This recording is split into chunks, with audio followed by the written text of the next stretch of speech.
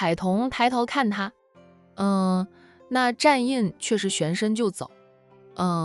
海童争冲看着他大步离去的背影啊，心里划过了痛意。不知道是为他还是为了自己。沈小军和商小飞在外面说着什么，看到战印黑着一张脸从店里出来，看也不看两人一眼，径直走向他惯常坐的那辆劳斯莱斯。保镖团都被战印赶走了，但司机不敢走，怕战印要用车。看到战印出来，司机赶紧下车帮战印开了车门。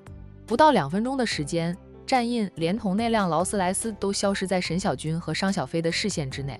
商小飞和沈小军面面相觑。下一刻呢，2个女孩子扭身就跑回店里，没看到海童在收银台内坐着，只看到他编织工艺品的工具静静地霸占着收银台，桌面上有好几滴血，剪刀上也有血迹。海童这是受伤了。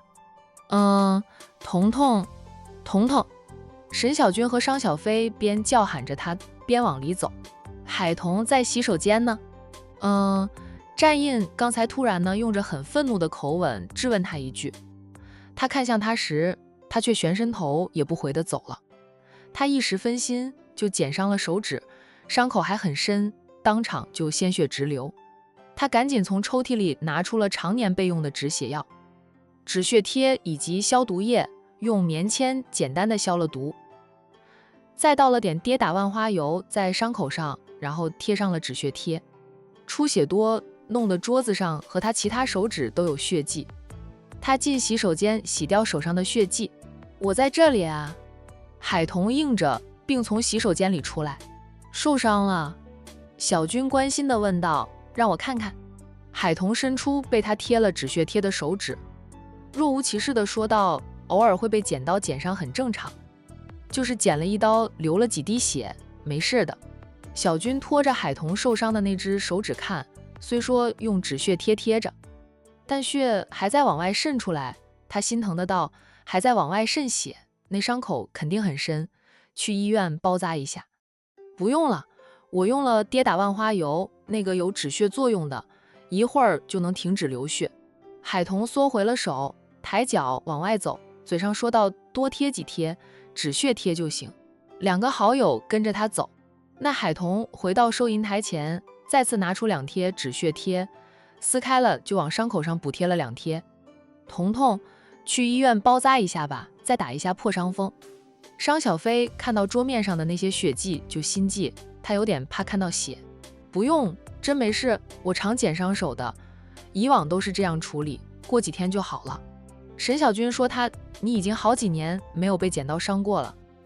战印对你说了什么，还是做了什么，让你差点把自己的手指都剪下来？与他无关，是我自己不小心剪到的。海童就装着若无其事的样子，又对商小飞说道，小飞，我和战印的事，彤彤，我又不怪你，你不必向我解释，也不必说道歉的话。我又不是第一天认识你，我只是生气，气战印2头蛮，把我们姐妹俩当猴子来耍。刚才沈小军是把海童知道战印真实身份后发生的事情告诉了商小飞，商小飞心疼自家表妹呢，被战印骗得团团转的。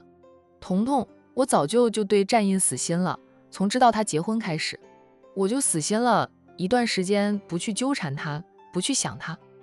我现在心情平静很多，你别因为我影响你的决定。撇开战印欺骗你这一点来说，他是值得你托付终身的。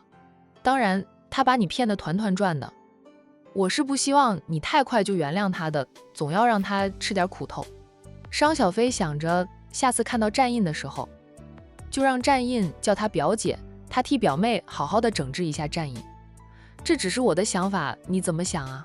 怎么做呀？我不干涉你。商小飞拉起他受伤的手指看着，感觉这血还没有止住。还是去医院包扎一下吧，看你脸色都变得有点苍白，我送你去医院啊。海童依旧拒绝，哪怕他手上的伤真的很痛，食指痛归心，他那一剪刀下去挺狠的，幸好没有把手指头剪断。我是你姐，你得听我的。商小飞强行拉着海童出去。沈小军也是站在商小飞这一边的，力劝海童去医院重新清洗伤口再包扎。在2个好友的劝说之下，海童只得老实的让商小飞送他去医院，却说战印带着点傲气离开了书店后，径直回了公司。苏南知道他回来还很意外，撇下手里的工作就跑到他的办公室去。怎么回来了？不是说最近都不回公司吗？哎，看你脸色阴沉，该不会又和嫂夫人闹了矛盾吧？苏南给战印倒来了一杯温开水，先喝杯水缓一缓。战印也不客气，端起了那杯温开水喝了个精光，然后把杯子重重放下，却不说话。说话呀，跟我说说是不是又添新矛盾了？都说了，你这个臭脾气要改一改哈。商小飞旅游回来了，苏南满不在乎的道：回来就回来呗，你还怕他知道后会对嫂夫人不利呀？我相信你能护着你的女人。战印说道，他要是做出伤害海童的事情来，我还好处理啊。但他没有，他是生气，然后指责我不该骗了海童，指责我把他姐妹俩骗得团团转的。我和海童本来有一点缓解的了，他一出现，感觉我们俩又跌回到原点。海童还赶我走，我一时生气，就说了他一句，我怕我控制不住自己的脾气，会做出伤害他的事情，就赶紧逃了。苏南愣愣地看着他，战印烦躁地道：哄一个女人太难了，她要回娘家住，我让她跟她姐回家了，她要冷静，我在那里又不吵着她，干嘛非要我走？那我就想看看她而已。你说了一句什么话？我就是问她是不是更在乎商小飞，因为商小飞连我都不要了，她总是这样，把我放在别人的后面，我是把她放在第一位的，可我在她心里怕是连洋洋都比不上，洋洋就算了，是他外甥商小飞都比我重要。苏南弄清楚原因后，老神在地道：你这是在吃商小飞的飞醋。商小飞指责你一番，他听着心里烦，不过让你先走，你就气成这样。战印，我都不知道该怎么说你。战印绷着脸不说话。苏南见他这样呢，也懒得再劝说，建议的道：要不你留在公司里，我去给你打探一下。我想你现在需要做点事情来分散你的注意力，你和你太太的矛盾也不是1天2天就能解决的，你着急也没用啊，越是着急越是容易出错。战印现在的确是需要做点事情来分散注意力。他就有点无力的道：你想翘班直接说，不要打着给我打探的旗号。苏南呢嘿嘿的笑，我为你做牛做马那么多年，也该让我休息2天了。他和沈小军呢还在原地踏步呢，有可能是战印和海童的原因。苏南感觉到沈小军一直在观望，对他非常有好感，却又死死地控制着他的心，不敢对他生出爱意。哎，苏南认命，他还是老老实实的追妻吧。路遥知马力，日久见人心，总有一天小军会接纳他的。苏南美滋滋的走了，就把工作上的事一股脑都扔给了战印。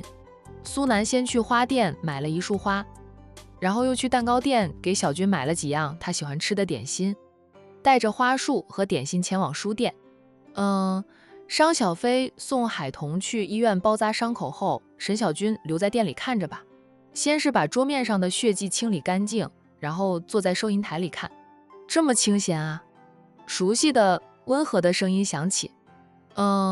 沈小军抬头看去，见是苏南，他放下手里的书本。哎，笑道：你怎么来了？今天没节目啊？年刚过，年前积压着太多工作没有处理好，今天加班，明天才能休息。沈小军哦了一声，我以为你们每周都能双休呢。一般情况下都能双休，除非像现在这样人人手里都有大量的工作，周六就会上班，周日才休息啊。苏南把花束递给沈小军，看到一旁的电脑上也放着一束花，他看了2眼。这是战先生送给海童的。沈小军解释了一句，从苏南手里接过了花束，凑近前闻了闻花香，便起身走到一个书架前，拿下那摆放在书架顶面上的空花瓶。把花束插进花瓶里，再摆放回原处。我给你买了几盒你喜欢吃的点心啊。苏南把买来的点心放在桌面上，他自顾自地坐下，一低头瞄到放在桌子底下的垃圾桶里，扔了好多带血的纸巾。他马上看向沈小军，见沈小军并没有受伤，他关心地问：这垃圾桶里这么多的带血纸巾，怎么回事？是血还是颜料？彤彤的血。苏南瞪了瞪眼，问道：海童受伤了，应该不是战印所为吧？被剪刀剪伤了手指头，伤口应该很深，他自己处理过伤口后，血都没有止住，但不肯让我们看他的伤口。现在被小飞硬拉着去医院重新包扎了，不用问也知道是被战印影响的，流那么多血，看这垃圾桶里的纸巾就知道他伤口很深。苏南掏出手机要拍照给他那位动不动就发脾气的上司看看，那沈小军看着他拍照，并没有阻止啊。苏南在这个点过来，他能猜到战印离开后是回了公司。商小飞知道战印是战少后都说了些什么，做了些什么。那苏南拍了照后，并没有马上给战印发过去。反正商小飞已经带着海童去医院重新包扎了，他要是现在就给战印发相片，战印保管又把他叫回公司坐镇，自己跑去医院心疼老婆。苏南自私地想着，我就要半天时间，他先和沈小军独处一会儿，再回公司给战印做牛做马。他想，他肯定是上辈子欠了战印很多人情债没有还清，这辈子才会为战印做那么多事，还心甘情愿。就是指责战先生不该欺骗彤彤，倒是没有做什么，战先生也没有过多的解释，大概是无法解释吧，因为事实就是那样。沈小军看着苏南，你们这些有钱有势的男人，存心骗人的时候，演技堪比影帝。主要是他们有足够的权势管住别人的嘴，让被骗之人呢一直蒙在鼓里。一般人可没有这种本事瞒得那么久啊。小军，我可没有骗你，你不喜欢我用着南少的身份和你来往，我就不用在你面前，我没有半点欺骗。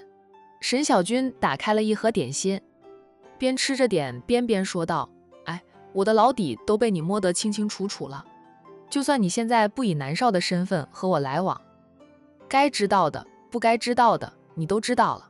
苏南讪讪的，他是习惯性如此哈，盯上一个人后马上就动用人脉关系，就把那个人的底细摸得清清楚楚的，知己知彼才能百战百胜嘛。最近有什么新鲜的瓜可吃？沈小军吃了一块点心后，再拿了一块，并把盒子推到苏南面前，示意苏南也吃。苏南赏脸的也拿了一块，就是吃的有点难以下咽。他和战印一样不喜欢吃甜食。那听了沈小军的问话，苏南便捏着那块只吃了一口的点心，不着痕迹的把手藏到了桌子底下，脸上带着笑，说道：都是一些日常瓜，娱乐圈里倒是有些大瓜，例如某某明星塌房，这些瓜你又不爱吃。沈小军的确对娱乐圈不感兴趣，那些明星塌房的新闻啊，上了热搜，全网知道的情况下，他和海童才会知道。你们家少主有瓜可吃？沈小军挺想知道苏家少主什么时候会被月老抓住，像苏少主那样神通广大的男人，月老会给他安排怎样的一个女人？苏南抽了张纸巾，两手都藏到了桌子底下，他便用纸巾包住那块点心，然后扔进了垃圾桶里，然后若无其事地搓了搓手，便把两手放回了桌面上，嘴里说道：我们家少主的瓜就算有也吃不到啊，除非少主愿意让他们吃到瓜，否则连瓜苗都看不到。沈小军好奇地道：也不知道什么样的女人才能打动你们家少主的心。苏南，我也想知道。沈小军的手机响了起来，他看了看来电显示，对苏南说道：你先别说话，是我家老佛爷打来的电话。苏南俊脸有点不爽，他约沈小军出来吃饭已经 N 次，沈家父母都还不知道他在追求苏南。沈妈妈，苏先生不是约的小峰吗？那沈小军接听了母亲的电话。妈。沈小军甜甜地叫着，母上大人有何吩咐？少跟我贫嘴，晚上早点回来，去你姑姑家里吃饭。沈小军防备地问道：今天是什么日子啊？要去姑姑家里吃饭。沈妈妈沉默了一下后，压低声音问道：海童在你身边吗？不在啊。那就好，是念生回来了，只回来2、3天的。从他去了 H 市，你姑姑是日思夜念，当妈的就那样。儿行千里母担忧呀。念生难得回来几天，你姑姑就请我们过去吃饭，聚一聚。闻言，沈小军的脸色微变，他看一眼苏南，最终还是问了妈：念生回来没其他意思吧？战印和海童现在还处于矛盾期，希望他那个痴情的傻表弟不要插一脚呀，那样死的会很难看。再怎么说都是自己的亲表弟，沈小军不希望念生的下场很惨。听姑姑说，因为他们把念生送到了 H 市的分公司，瞒去了张家少爷的身份，在分公司从基层做起，就不允许他自由离开 H 市，要回管城必须经过他的父母同意。张念生的银行卡也被他姑父冻结了，不给他零花钱，不给他用车，让他想花钱就好好上班，老老实实的拿工资过日子呗。分公司还不给张念生提供住宿啊，他必须在外面租房住，每个月的房租水电费都靠他的工资来支付。对于含着金汤匙出生的张念生来说，这种日子过得很苦啊。但他父母用这种对他的很挽救，他也是挽救张氏集团。那最近呢，战氏集团并没有再在背后推波助澜。那沈小军知道姑姑和姑父都松了一口气，庆幸他们做出的这个决定，也感激战印没有对他们下狠手。忽略了苏南的功劳。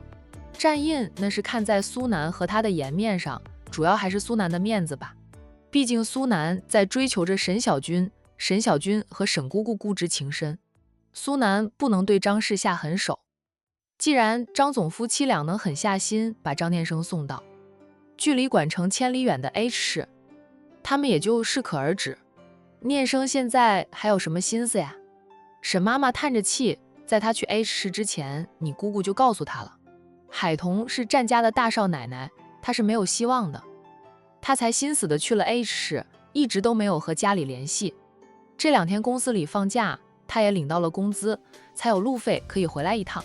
沈妈妈听说张念生爱慕海童的时候也很意外，但表白的太迟吧，人家海童嫁人了。知道张念生还老是纠缠海童，沈妈妈也不赞成。再爱，人家都嫁人了，你还去纠缠啊？那是什么意思呀？哦，对了，你姑姑又帮你物色到一位优质男了。今晚吃饭的时候，你和对方见一见。你姑姑说这次的优质男不是富二代了，知道你排斥入豪门，你姑姑也放弃了。事实上是沈小军在段太太的生日宴会上一躺成名。沈姑姑自知侄女与豪门无缘了，死了那条心。老实了一段时间，沈姑姑还是忍不住再次替侄女操心人生大事。这都26岁的大姑娘了呀，连个男朋友都没有。她当姑姑的只要想到侄女的年龄，用四舍五入法都3张了，就心急。沈妈妈也急，姑嫂俩只要聚在一起，都在想着给沈小军安排相亲之事。你姑姑说今晚让你见的对象是他们公司里的一位管理，在公司里工作了几年的，你姑丈对他的人品很清楚。他之前有一个谈了8年的女友，3个月前分手了，你姑丈才想着帮你们牵线的。沈小军谈了8年的女友都分了手，是什么原因分的手？听说是女方提的分手，好像是女方要嫁给别人吧，总之就是分手了。沈小军却觉得女方可能是等了8年都等不到结婚的希望，才会死心的嫁了别人。妈，我不想相亲。沈小军拒绝与那个优质男见面，能让一个女人等上8年，最后却是带着心思另嫁他人。这样的男人太无情，还没有见面，沈小军就对对方没有了好感。他是工作太忙，没有时间陪伴女友，对方才会分手的。沈妈妈说道，你姑父帮你牵的线，能有坏的吗？就不好的男人，你姑父也不会给你介绍呀。你不想相亲，怎么嫁出去呀？哇，你26岁了呢，看看人家海童，再看看你啊，你再不努力点，海童当妈了，你还单着呢。海童当妈，我也能当妈呀，反正海童生的孩子，以后都是叫我干妈的，干妈也是妈。沈妈妈气得骂她，当干妈算什么本事呀？有本事的你自己当妈吧。妈，你女儿我就没那个本事呢，所以只能当干妈。妈，我弟都说了，我嫁不出去，他养我一辈子嘞。滚！沈小军嘻嘻地笑，妈，你真不用担心我的，只要我想嫁，随时都能嫁一个比我姑父给我找的男人好一倍。吹吧，你就吹吧，牛皮吹得那么大，怎么不见你带一个比你姑父介绍的男人好一倍的对象回来？你不想相亲，今晚去你姑姑家里怕，你就给我带个对象去。苏南站起来，两手撑放在桌面上，亲过上半身去，冷不丁地问着电话那边的沈妈妈，阿姨，去姑姑家里吃饭，要买些东西去吗？姑姑和姑父喜欢什么，我给他们准备去。那沈小军马上想捂住苏南的嘴，可惜太迟了。沈妈妈在电话那边听到了，小伙子的声音好耳熟啊。沈小军，你把手机给他听，我跟他说话。那沈小军瞪了苏南两眼，不情不愿地把手机递给了苏南。苏南接过手机后，含笑地向沈妈妈做了一番自我介绍。阿姨，我是苏南，你见过的？你是苏南呀，怪不得我听声音那么熟。哎，你要假扮小军的对象吗？沈妈妈知道苏南跟儿子很好，儿子也常在他面前念叨着苏南有多好多好，让他对苏南印象深刻。不过苏南这小伙子是很优秀，他每次见到苏南请儿子吃饭，都会在心里叹息。要是苏南请的是女儿，他会开心地跳起来，做梦都能笑醒。苏南很认真地道，阿姨，我不是假扮，我就是小军的对象，正确来说，我正在追求着小军。不过呢，小军还没有答应当我的女朋友。闻言，沈妈妈马上把手机从耳边移开，看到自己的确是在和女儿通电话，又掏掏耳朵，再把手机贴回到耳边，问着苏南，你真是苏先生啊？阿姨，是我。你说你在追求小军？哎，不是小峰吗？苏南，阿姨，我是个正常的男人，我只喜欢女的，心里腹诽着啊，未来的丈母娘居然和小军一样，怀疑他对沈小峰有意思。好笑的是，沈妈妈这样怀疑着他，竟然也没有阻止他继续约沈小峰出门，这也太开明了吧。可你对小峰那么好，我总以为你喜欢上我家小峰了，就老是跟他爸说怎么办，我们要有一个男性的儿媳妇，问他能不能接受，他脸色黑得像炭。阿姨，苏南扶着额解释的道，我喜欢的是你女儿沈小军，我对小峰那么好，那是因为小峰是小军的亲弟弟，我讨好我未来的小舅子，走小舅子路线呢。我每次请小峰出来吃饭，小军不都陪着吗？沈妈妈哈哈的笑，原来如此，原来如此，不是小峰就好，我也不用纠结接不接受男人当儿媳妇了。孩子爸，你过来，我告诉你一个好消息，你不用担心你儿子给你带个男人回来当你儿媳妇了。苏先生喜欢的不是小峰，他喜欢咱们女儿呢，他那是醉翁之意不在酒。我们小军也有男人喜欢的，他有那么差吗？喜欢他的男人很多好不好，是他没兴趣，喜欢过单身的生活，自由自在的，还不用担心受伤。看彤彤碰了感情，不就受伤了吗？阿姨，我对小军是认真的，虽然我还没有追到他，但我很努力了，还希望阿姨给我一个机会，别给我添那么多的情敌。沈妈妈早就乐疯了，主要是有人在追求女儿，女儿也没有逃避，说明女儿对苏南是有好感的。她笑道，阿姨给你100个机会，哎呀，阿姨很欣赏你的，老是跟你叔叔说你喜欢的是小军多好呀，没想到美梦成真了。行，我跟他姑姑说今晚不要再请那个优质男过来吃饭了，你跟小军一起去他姑姑家里就行了。谢谢阿姨。苏南嘴甜，哄得沈妈妈笑个不停。沈小军看着苏南一口一个阿姨，跟他妈相谈甚欢。他觉得当初不让家里人知道苏南在追求他，是正确的，看他妈乐成什么样了。可惜这种好日子要结束了。好不容易苏南和妈妈结束了通话，他把手机还给沈小军，含笑看着他，说道：今晚咱们一起去你姑姑家里吃饭。你说我要准备什么呀？我现在的状态怎么样？沈小军瞟了他2眼，继续吃他送来的点心，嘴里说道：你就算是个渣渣，在我姑姑他们的眼里也是最优秀的。苏南呀，战氏集团的苏总，神秘家族苏氏的男少，这身份这地位是他姑姑最想要的侄女婿了。知道海彤闪婚的丈夫是战家大少爷时，他妈还有他姑不止一次在他面前羡慕海彤命好，竟然拿下了管城最优秀的男儿之一。夸赞羡慕海彤的时候，就姑嫂俩都在看他，什么眼神啊？沈小军心知肚明。苏南自信的道：我不是渣渣，不是我自夸，放眼管城，能比我优秀的男人真没有几个。苏总喜欢我，真是我上辈子烧的高香了，是咱们俩一起烧了一辈子的高香，所以这辈子我们俩能够相遇，这辈子咱们也要多烧点高香，若有下辈子还能再相遇。沈小军想说，谁还想和你相遇？脸上笑得一团和气，实则上可怕的让人想起都睡不着，话到嘴边又咽了回去。有没有下辈子两说吧，先过好这辈子吧。我们俩都还没有确定下来，你就在我妈那里，我不表明态度，你妈和你姑姑老是给你安排相亲，万一你又相中别人，我怎么办？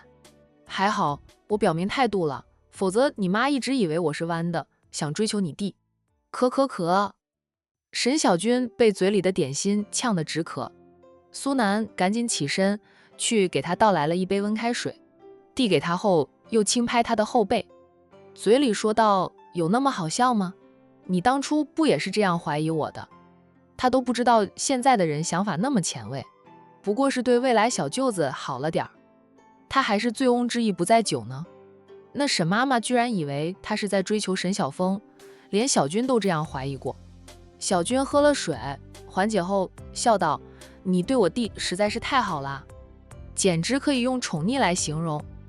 你每次看我弟的眼神都是带着宠溺的，是你自己的表现让人误会，还怪我和我妈胡思乱想了。他要是不说，小军都不相信他在追求他。苏南，你弟弟就是我弟弟，我宠着我自己的弟弟有什么问题？问题是我弟不是你弟啊，我算是明白了。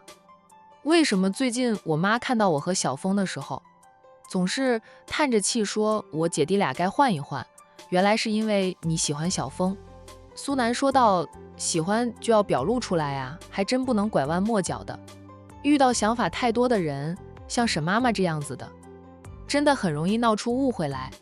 那沈小军说那是你们这些身居高位的大佬心眼多，才喜欢拐弯抹角，像我这种小老百姓，每天愁的是3餐，哪有那么多的心眼儿想着吱吱呀呀的。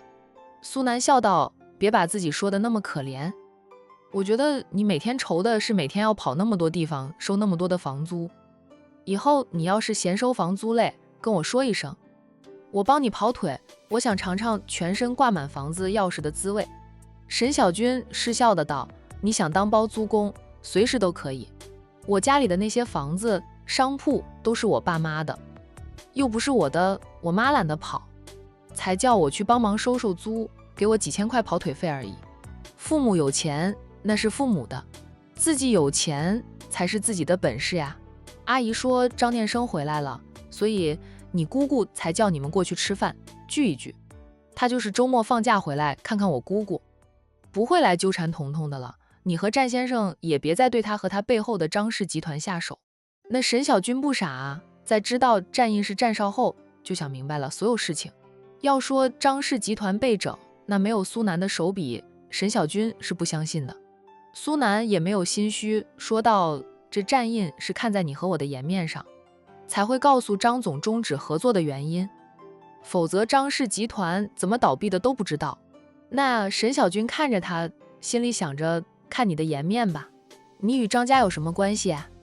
想到他在追求自己，沈小军，战印还是有点情面可讲的人，不像传言中那样无情无义。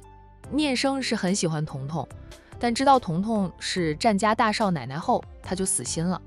沈小军想起母亲告诉他的事，年后姑姑就把决定告诉了聂生，说要聂生去 H 市的分公司从基层做起，也停了聂生的银行卡，不给他零花钱了。张聂生当时的反应：妈，我已经按你说的不再联系海彤姐，不去看她还不行吗？为什么还要把我赶到 H 市？张聂生是愤怒的。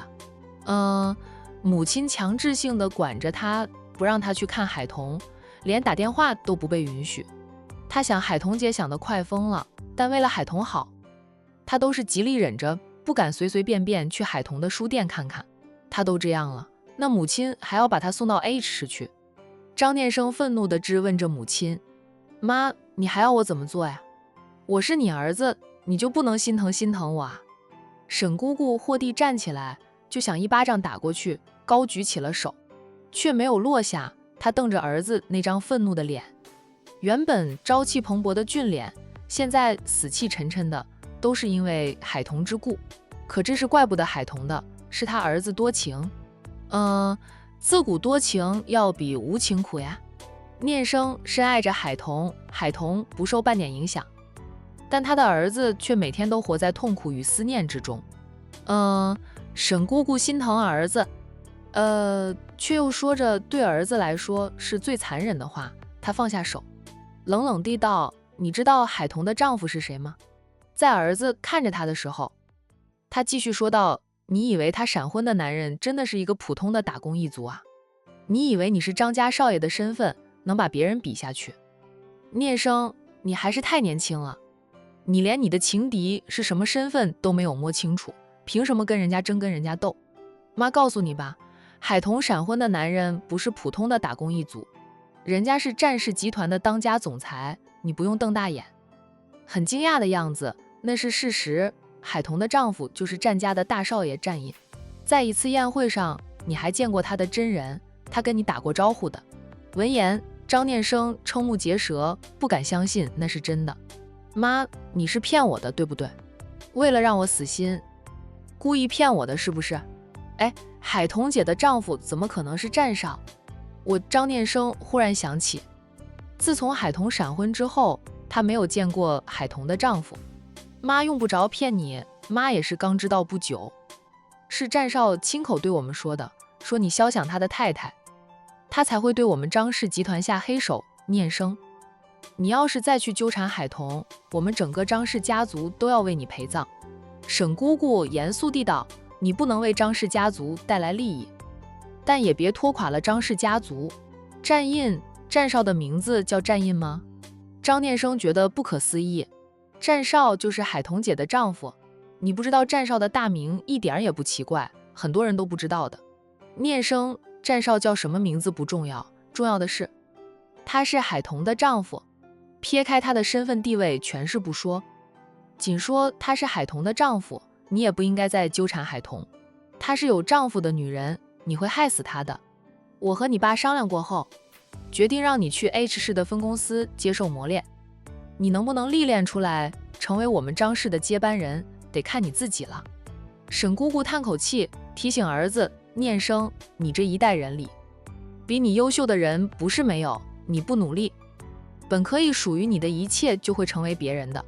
妈也知道，让你断情很痛苦，儿子呀，长痛不如短痛呀。你还年轻，年过了，你也才23岁，在你以后的岁月里，你肯定还能遇到更多比海彤好的女孩子，没必要为了海彤毁了你自己。况且，你争得过战少吗？人家一句话，动动手指头，我们张氏就大地震了。张念生就面如死灰，他无力地跌坐在沙发上，良久，他痛苦地道：妈，我听你和爸的安排啊，海彤姐将会成为他一生的痛。拉回飘远的思绪，小军也心疼着自家表弟，他替表弟说话，给念生一点时间，他能放下的。他也还年轻，我相信他以后遇到了他的真命天女后，他能彻底走出来。苏南承诺地道：“不管我们能不能成，我都向你保证，只要张念生不再纠缠我们总裁夫人，我都不会成为张氏集团的刽子手。他也是奉战印之命才会对张氏集团下手的。知道战先生就是战少后，那念生就熄火了。在管城有几个人敢和战少抢女人的？主要是不占理吧。战印和海童是合法夫妻，不管是谁成为战印的情敌，都是不道德的，都是插足人家婚姻的第三者。彤彤去医院包扎，怎么去了那么久？小军换了一个话题，他拿起手机，我打电话给小飞问问。苏南嗯了一声，他也拿起他的手机，总算把他刚才拍下来的相片发给了战印。战印很快回复他，是一个大大的问号。苏南告诉他，这是嫂夫人流的血，嫂夫人被你影响，一剪刀剪伤了手，手指头都快被剪断，被他表姐火速送到医院了。